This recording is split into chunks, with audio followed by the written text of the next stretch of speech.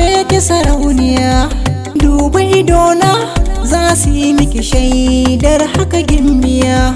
Zo na faɗa miki domin ki ji saƙo daga zuciya. Rayuwarka daban take, mu'amalarka daban take, ra'ayinka daban yake. Tunda na zama taka har abada, rike alƙawari. In kamun haka ka ga ruhina ba zai tozarta ba.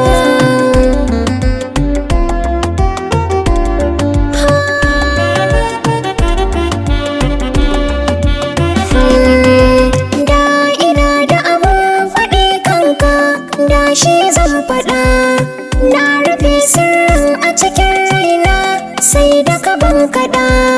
Dausayin ƙauna cikin kirji nawa ka shimfiɗa. Sanki ya sanya zuciya ta yi sanyi, duk wani tasiri a jiki yayi. Zan rufe sirrin nan da akwai nauyi,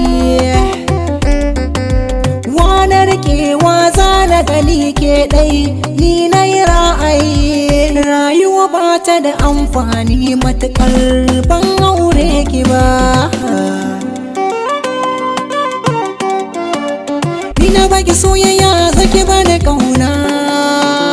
Gani nan gani gani, gani nan gani gani, na aminta da soyayyarka. Ko ina ciwo ina kallon ka zo ban magani. Zan bi umarnin ka take a yanzu in ka ce da ni. Duba yanda yawan tunani na kake zautar da ni. Ban iya so ba a kanki na zama sarki, sai na ganki tukun yayi min sauki. In na zarme sai ki mun burki, tasirinki daban a cikin mata duk na bincika. Mai cigiya na zaga gari har yau ban ga kamar ki ba.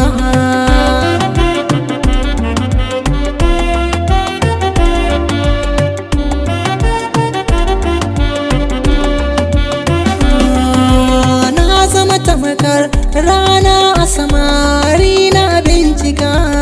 Ko a sa'anni in na fito haka ni ne ke haskaka.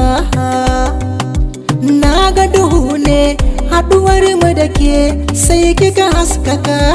Akan kaban da sukuni, da san ka ne aka sanni, da san ka ne imani.